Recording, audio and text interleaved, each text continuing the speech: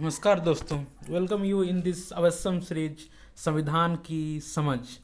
Friends, हमने एक खूबसूरत जर्नी स्टार्ट की है। संविधान की समझ नाम की सीरीज स्टार्ट की है और हम लोग अभी तक में लगभग 19 एपिसोड इसके ख़त्म कर चुके हैं एक एक करके। आज हमारा ये 20 एपिसोड है, ये 20वां हमारा ये एपिसोड है और हम लोग लगभग पार्ट 1 और पार्ट 2 ख़त्म कर चुके हैं।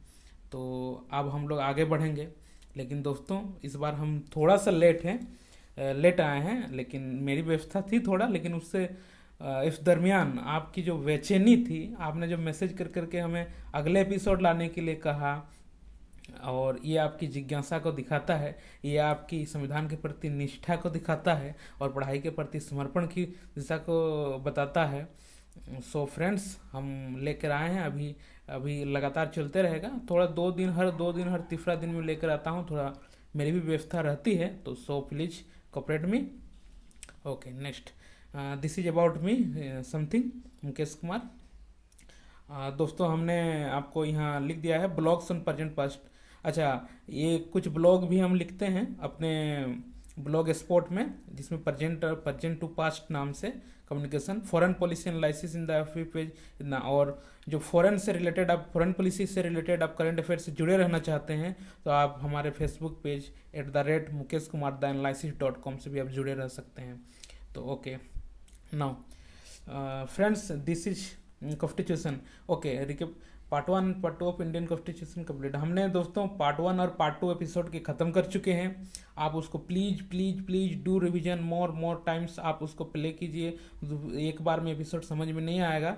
ये संविधान है, बड़े बड़े वकील जज इसको लगातार पढ़ते आ रहे हैं, तो इसे हल्के में मत लीजिएगा। आपको संविधान ऐसा चीज़ है, आपको आज आप किसी भी एग्जाम में बैठिए, आपको संविधान से सवाल पूछेंगे ही, और डेली लाइफ में भी आपका लगातार संविधान से क्वेश्चंस आते रहेंगे। So it is very important for us. And now let us move on part 3 of Indian constitution based on fundamental rights. Yes, अभी हम लोग आगे फंडामेंटल राइट, ये सबसे महत्वपूर्ण पार्ट है। और यही तो है वो संविधान, यही तो फंडामेंटल राइट्स है जिसके लिए हमने इतनी लड़ाई लड़ी है। यही तो हमारे नामूल अधिकार हैं। यही तो वो चैप्टर है जिसके लिए 200 वर्षों तक, लगभग 1757 यानी प्लासी के युद्ध से लेकर आज 1857 में जो क्रांति, उसके बाद 1857 में क्रांति, और 1947 तक हमने लड़ाई लड़ी है।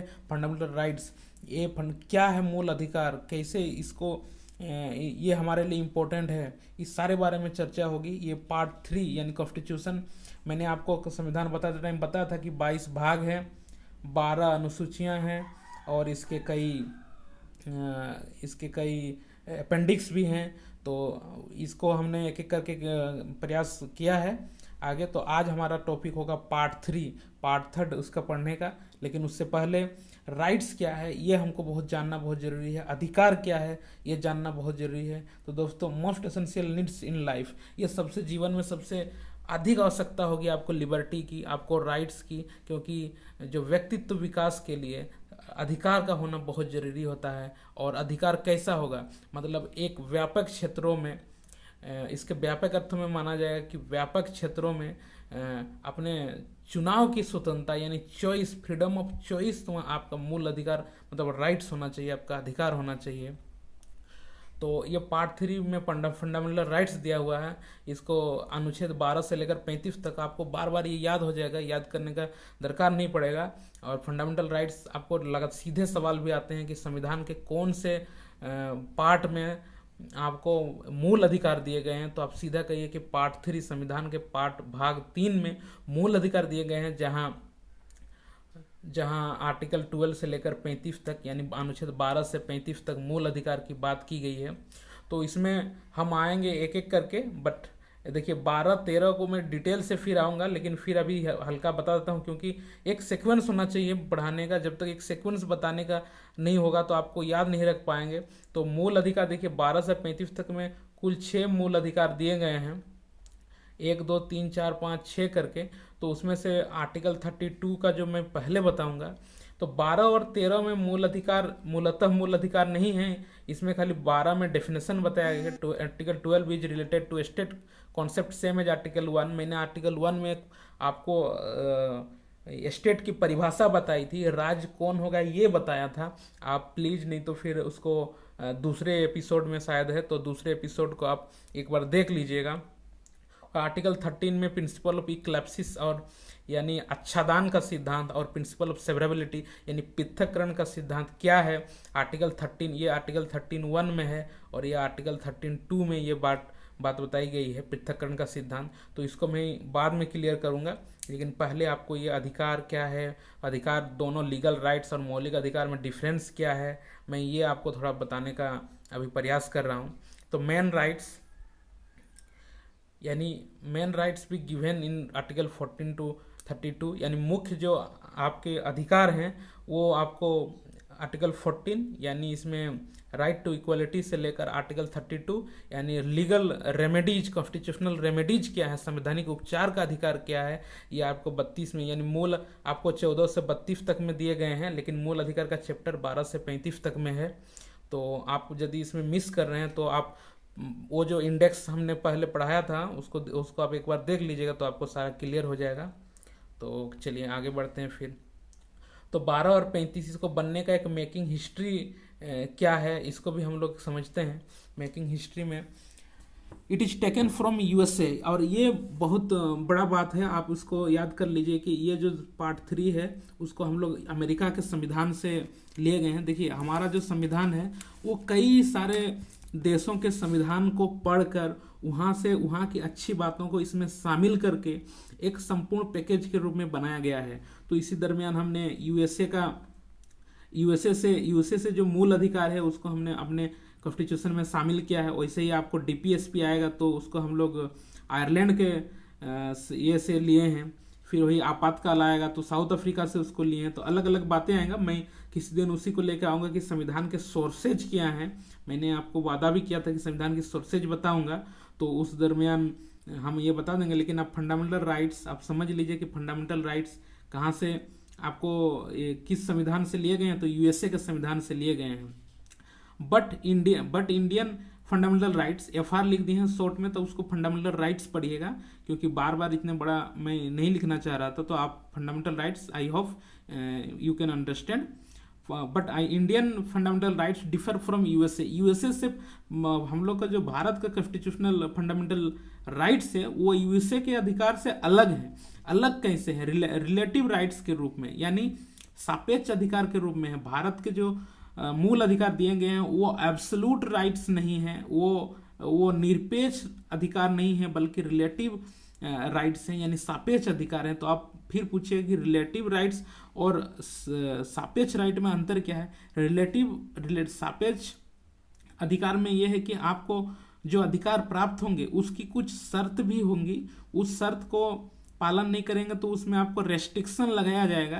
और लेकिन एब्सोल्यूट राइट्स में आपको नो रेस्ट्रिक्शन। तो यूएसए के जो फंडामेंटल राइट्स है उसमें किसी भी प्रकार की रेस्ट्रिक्शन नहीं है, जबकि रिलेटिव राइट्स का अर्थ होगा कि आपको रेस्ट्रिक्शन भी मिलेगा। जैसे आर्टिकल 19 में स्वतंत्रता का अधिकार, राइट टू फ्रीडम है, तो वहीं आर्टिकल 1 में, आर्टिकल का क्लोज 1 में है, आर्टिकल 19 क्लोज 1 में है, तो वहीं 19 क्लोज 2 में 2 से लेकर 19 क्लोज 7 तक इसके रेस्ट्रिक्शंस को बताए गए हैं। इसमें क्या क्या प्रतिबंध होंगे मतलब रीजनेबल रिस्ट्रिक्शन जो होगा, युक्ति युक्त निर्बंधन, तो वो सापेक्ष, इसलिए हम लोग भारत के जो मूल अधिकार है उसको सापेक्ष मूल अधिकार मानते हैं।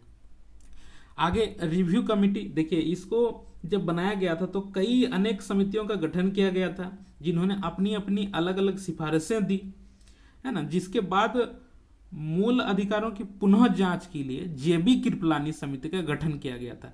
तो यही जेबी कृपलानी है। तो आप मूल रिव्यू कमेटी जो फंडामेंटल राइट्स का रिव्यू इसके ड्राफ्ट को जो रिव्यू कमेटी का अध्यक्ष किसे बनाया गया था, तो ये जेबी कृपलानी को बनाया गया था। कभी कभी जीके में आ भी जाता है। तो देखिए इसमें बहुत सारे जीके भी तैयार होंगे। आप फंडामेंटल राइट्स किस पार्ट में आता है, तो भाग 3 में आता है, कौन से अनुच्छेद में आता है, 12 से 35 तक में आता है। इसका रिव्यू कमेटी का चेयरमैन कौन था, तो जेबी कृपलानी था। उसके बाद ये किस किस देश के संविधान से प्रेरित है, किस देश के संविधान से लिया गया है, तो यूएसए के संविधान से लिया गया है। क्या सापेक्ष अधिकार है कि निरपेक्ष अधिकार है? यस, इस दिस फंडामेंटल राइट्स भी रिलेटिव राइट्स। तो ये कई आपको जीके भी तैयार होंगे इसके साथ साथ। खैर, तो हम लोग जीके के साथ साथ आपको मूल अवधारणा भी देना चाहते हैं, आपको कॉन्सेप्ट भी देना चाहते हैं, ताकि आपको में क्रिटिकल एनालिसिस थिंकिंग डेवलप हो पाए, आपको आलोचनात्मक दृष्टिकोण डेवलप हो पाए आपके, तब आप उसको क्रिटिकल रूप में लिख सकेंगे कहीं भी क्वेश्चन आएगा तो। और आप यूपीएससी और ये पीसीएस में बहुत क्रिटिकल होना पड़ता है, बहुत अंदर तक जाना पड़ता है, अब तभी आप उसको लिख सकेंगे।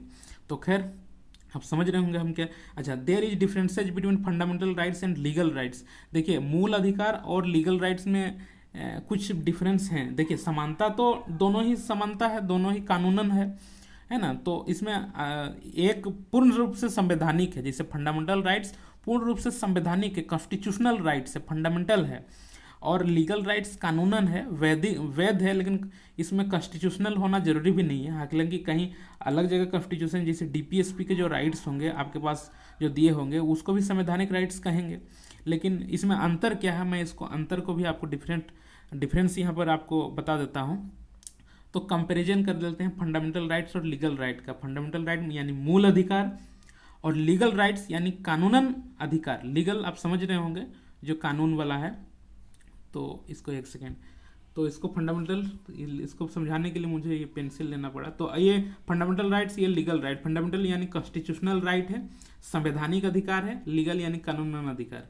ये गिवन बाय द कॉन्स्टिट्यूशन, यानी आपको इंडियन कॉन्स्टिट्यूशन के 12 से लेकर 35 जो आर्टिकल हैं, यानी पार्ट 3 में, तो वो फंडामेंटल राइट्स है, इसको वहाँ से दिया जाएगा। लेकिन लीगल राइट क्या होगा, आपको कॉन्स्टिट्यूशन से भी प्राप्त हो सकता है। आपको कोई सीआरपीसी, क्रिमिनल प्रोसीजर, ये कोड आप सुने होंगे ना, CrPC, IPC, Indian penal code, कोई रूल्स में दिया होगा, कोई एक्ट में, संसदीय एक्ट में लिखा होगा, कोई रेगुलेशन में, विनियमन में कोई गवर्नमेंट ऑर्डर निकाल देगा, कोई अथॉरिटी नोटिफिकेशन निकाल देगा। तो ये सब क्या होंगे, लीगल राइट्स होंगे, वैध होंगे। तो फिर और अंतर क्या है, these are enforceable from judiciary. ये सबसे महत्वपूर्ण ध्यान देने वाली बात है कि फंडामेंटल राइट्स वाद योग्य हैं, वाद योग्य, जोर दीजिए, इन्फोर्सिबल से क्या होगा कि फंडामेंटल राइट्स का जब उल्लंघन होगा, जब आपको फंडामेंटल राइट्स का कहीं आपको उल्लंघन होगा, तो आप जुडिशरी से उसको एप्लीकेबल बना सकते हैं, उसको इन्फोर्सिबल कर सकते हैं। जुडिशरी से आप जा सकते हैं। जैसे आपको फंडामेंटल राइट्स कहीं रोका गया, आपको घूमने फिरने से रोका गया, आपको बिना कारण बताए गिरफ्तार कर लिया गया, या आपको स्पीच देने से रोका गया, एसोसिएशन बनाने से रोका गया, भ्रमण, व्यापार, ट्रेड, ऑक्यूपेशन, ये सब करने से रोका गया, तो आप सीधे जाइए, सीधे सुप्रीम कोर्ट जा सकते हैं। सबसे बड़ी बात, सीधे सुप्रीम कोर्ट जा सकते हैं आर्टिकल 32 का मदद से। लीगल रेमेडीज, कॉन्स्टिट्यूशनल रेमेडीज, मैं इसी को पहले बताऊंगा। संवैधानिक उपचारों का अधिकार, आप आर्टिकल 32 का प्रयोग करके सीधे सुप्रीम कोर्ट जा सकते हैं और कह सकते हैं कि भाई माय लॉर्ड, मेरा जो अधिकार है उसका हनन हुआ है, उसका उल्लंघन हुआ है, इससे अधिकार को मेरा इंश्योर किया जाए। तो फंडामेंटल राइट्स ये इन्फोर्सिबल है, तो आप इसको जोर दिए होंगे। जबकि ये नॉट इन्फोर्सिबल, ये कोई आप लागू नहीं करा सकते। हाँ, ये लागू करना जरूरी है, इसको निचले सेशन में, जैसे आपको सेशन न्यायालय, अब जैसे सरायकला का कोर्ट है, जिला न्यायालय, फिर सरायकला से फिर हाई कोर्ट में जाएंगे, फिर सुप्रीम कोर्ट में, तो इसको निचले सेशन के तहत आपको सेशन कोर्ट में चलाया जाएगा इसका उल्लंघन होने पर। लेकिन ये सीधा सुप्रीम कोर्ट जाएगा आर्टिकल 32 का मदद से। कभी कभी हाई कोर्ट भी जाता है रिट पिटिशन डाल के, उसको आर्टिकल 2226 यानी 226 अनुच्छेद के आधार पर आपको सीधे हाई कोर्ट भी बुलाया जा सकता है, तो वहाँ पर भी आप डाल सकते हैं रिट पिटिशन। तो ये इसका बेसिक अंतर है। और अंतर क्या हुआ कि फंडामेंटल राइट्स को का जो आर्टिकल 21 है, यानी आर्टिकल 21 में आपको क्या है कि जीवन का अधिकार, तो जीवन का अधिकार भी आपसे छीना नहीं जा सकता है। कब? इमरजेंसी के दौरान। जैसे इमरजेंसी के दौरान भी नहीं, आपातकाल जब लगाया जाता है, आपातकाल आप सुने होंगे आर्टिकल 352 के तहत हम लोग का भारत में पहली बार यहाँ 1975 में इंदिरा गांधी के सरकार के टाइम लगा था। हालांकि वो तो तीसरा था, जैसे 1971-72 में 2 बाहरी इमरजेंसी लगा था, लेकिन ये इंटरनल इमरजेंसी 1975 में लगा था। तो उस टाइम कई लोगों को जैसे गिरफ्तार कर लिया जाता था, कई को पकड़ के जबरदस्ती का नसबंदी कराया गया, कई लोगों को व्यापार करने से रोका गया, कैद कर दिया गया विरोधी पार्टी के कई, अब लालू यादव ये सब जैसे बड़े नेता उस समय, उसमें वो एक अभी अभी मैं नाम मिस कर गया उसका, वो रेल मंत्री रह चुके हैं जॉर्ज फर्नांडिस, यस जॉर्ज फर्नांडिस, उसको भी गिरफ्तार कर लिया था। तो कई सारे नेता इमरजेंसी के टाइम भी गिरफ्तार हो गए थे। तो इसलिए आपको तो आर्टिकल 20 में ही है, उसको आर्टिकल 20 में आपको ये दोष सिद्धि से संरक्षण दिया गया है, यानी आपको अपने खिलाफ अपने विरुद्ध गवाही देने से आपको आर्टिकल 20 आपको अधिकार देता है कि आप अपने विरुद्ध में गवाही देने से बाध्य नहीं किया जा सकता है आपको। तो ये जो आर्टिकल 21 है और आर्टिकल 20 है, उसको इमरजेंसी के टाइम भी आपसे नहीं लिया जाएगा, नहीं रोका जाएगा, नहीं आपको किया जाएगा। उसके बाद और ये फंडामेंटल राइट्स बेसिक स्ट्रक्चर का पार्ट है, ये बहुत महत्वपूर्ण, मतलब आज तक भारतीय इतिहास में कोई यदि मार्बल जजमेंट आया है तो उसको केशवानंद भारतीवाद 1973, उसको हम कभी आपको क्लियर कट मतलब उसके जब आएंगे तो उसको बताऊंगा पूरा भी। तो वो 1973 का फेमस मतलब एक जजमेंट आया है केशवानंद भारतीवाद, तब सुप्रीम कोर्ट में कहा गया कि बेसिक स्ट्रक्चर यानी संविधान के आधारभूत ढांचा का ख्याल रखा जाएगा और उसको संशोधन नहीं किया जाएगा। तो इसलिए फंडामेंटल राइट्स भी अब वहाँ संशोधन नहीं किया जा सकता है, उसमें प्रवृत्ति नहीं कर सकती है आधारभूत ढांचे में। तो ये इसका बेसिक स्ट्रक्चर है। और लीगल राइट्स को डिनाई करना भी आसान होता है सरकार के लिए, और आप कोई मांग नहीं सकते हैं। जैसे आपको बोल दिए कि 5 किलो चावल खिलाएंगे आपको, लेकिन आपको नहीं दिया गया तो आप जाकर सुप्रीम कोर्ट में नहीं केस करेंगे, आप इधर निचले न्यायालय में, वो इन्फोर्सिबल नहीं है ना। तो आप इसके डिफरेंसेज को मेरे ख्याल से समझ गए होंगे। तो अब समझते हैं कि फंडामेंटल राइट्स जो पार्ट 3 में है और 12 से 35 तक अनुच्छेद में है, इसको बार बार मैं इसलिए बोलता हूँ कि ताकि आपका याद हो जाए, दिमाग में घुस जाना चाहिए कि आपको ये कौन से आर्टिकल में है, कौन से पार्ट में है। तो basic features of fundamental rights, हम लोग को अभी फंडामेंटल राइट्स के जो बेसिक विशेषताएं हैं उनको अभी हम लोग एक एक करके जानने का थोड़ा प्रयास करेंगे। और इसको मैं आगे अभी आपको इसके बारे में थोड़ा बता दे रहा हूँ, उसके बाद में पूरा जितने राइट्स हैं यानी 6 राइट्स हैं उसमें अलग अलग घुसेंगे तो लंबा चौड़ा ये पार्ट है, अध्याय है, इसको टाइम लगेगा। तो आपको पूरा अवधारणा स्पष्ट हो जाना चाहिए कि अधिकार के बारे में। तो मूल अधिकारों की विशेषता में एसेंशियल फॉर पर्सनैलिटी डेवलपमेंट, देखिए मूल अधिकार आपके जीवन में व्यक्तित्व विकास के लिए बहुत महत्वपूर्ण है। मौलिक अधिकार व्यक्तित्व विकास के लिए सबसे मूल माने जाते हैं, और मौलिक अधिकारों के बिना मतलब किसी व्यक्ति का पूर्ण विकास संभव नहीं है।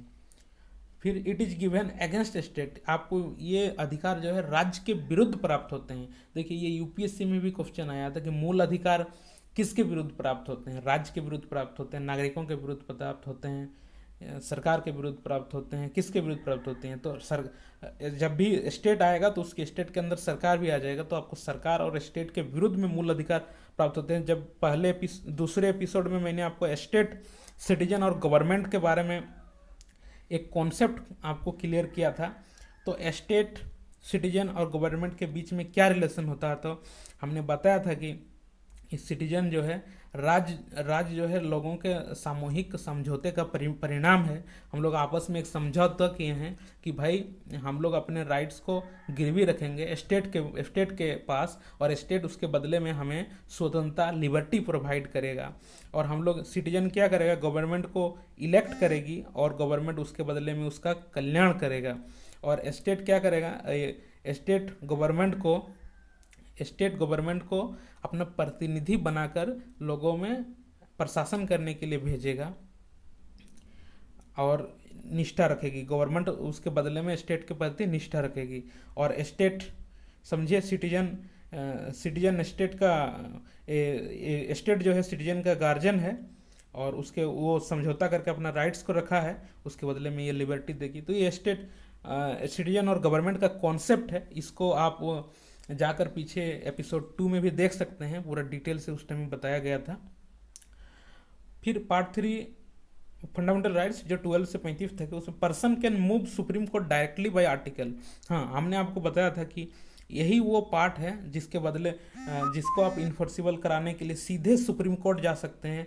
सुप्रीम कोर्ट से आप अपने अधिकार को मंगवा सकते हैं। ये आर्टिकल 32 में मैं आपको आऊँगा तो बताऊँगा कि को वारंटो है ना, मंडामेस और सर्टियोरारी प्रोहिबिशन, क्या जो 5 मेथड हैं रीट पिटिशन डालने के। रीट पिटिशन आप अखबार में सुनते होंगे कि कोई भी मूल अधिकार का उल्लंघन हुआ, बोलता है कि सीधा रीट पिटिशन डालूंगा और आपको मूल अधिकार का जो है न्यायालय मेरे को मूल अधिकार दिलाएगी। तब डायरेक्टली देखिए, न्यायालय 3 हायरार्की है, ये 3 न्यायालय। सबसे छोटे में जनपद न्यायालय यानी डिस्ट्रिक्ट न्यायालय होता है, फिर हाई कोर्ट यानी उच्च न्यायालय और सुप्रीम कोर्ट यानी उच्चतम न्यायालय। तो आपको जैसे कुछ लीगल राइट उल्लंघन होता है तो आप डिस्ट्रिक्ट कोर्ट में जाएंगे, फिर हाई कोर्ट में जाएंगे, फिर सुप्रीम कोर्ट में पहुंचेंगे। लेकिन मूल अधिकार का उल्लंघन होगा 32 का मदद से सीधे सुप्रीम कोर्ट आएंगे, एससी के पास, यानी एससी यानी सुप्रीम कोर्ट। उसके पास जज और जाकर आप बोलेंगे कि भाई माय लॉर्ड, हमारे नागरिक अधिकारों का उल्लंघन हुआ है, हमें इस अधिकारों को इंश्योर किया जाए। तो सुप्रीम कोर्ट आपके बातों को देखेगी कि किस मूल अधिकार का, 6 में से किस मूल अधिकार का हनन हुआ है, और उसको आपसे राज्य से दिलाएगी वो। तो ये इतना था। हाँ, आगे तो दोस्तों बहुत बहुत धन्यवाद आपको, आपने ये हमारे बारे में कुछ, और मैं अगले बार जब आऊँगा तो आपको ये क्लियर कर दूंगा कि कौन कौन से अधिकार एक्चुअली में दिए गए हैं। और वो बहुत महत्वपूर्ण होगा एग्ज़ाम के लिए, यूपीएससी के लिए एग्ज़ाम महत्वपूर्ण होगा, पीसीएस के लिए महत्वपूर्ण होगा, और एसएससी, बैंकिंग, कई सारे एग्ज़ाम, बीएड और ये टीचर्स एग्ज़ाम्स, नेट, जेआरएफ सभी के लिए क्लियर होगा। और आपको बहुत बहुत धन्यवाद। Thank you. Keep watching, keep learning, you are the hope. Yes, आप संविधान पढ़ रहे हैं तो आपसे महत्वपूर्ण व्यक्ति इस समय तो दुनिया में और नहीं हो सकता है, भारत में खासकर, कि आप संविधान जान रहे हैं। संविधान आपका व्यू चेंज हो जाएगा, आपको सरकार, स्टेट और सिटीजन को समझने में, आपको अपने ऊपर हो रहे शासन के बारे में इंश्योर हो जाएगा कि आप अभी तक में आप खुद को फील भी कर रहे होंगे अच्छा, कि इतने दिन से जो हम संविधान पढ़ रहे हैं तो हमारे अंदर क्या बदलाव आया है, और हम इसको, हमारा देखने का नज़रिया औरों से कितना अलग हुआ है। तो थैंक यू फॉर वॉचिंग, और आप ऐसे ही साथ देते रहिए, हम इस जर्नी को अंतिम तक जरूर पहुंचाएंगे। बहुत बहुत धन्यवाद।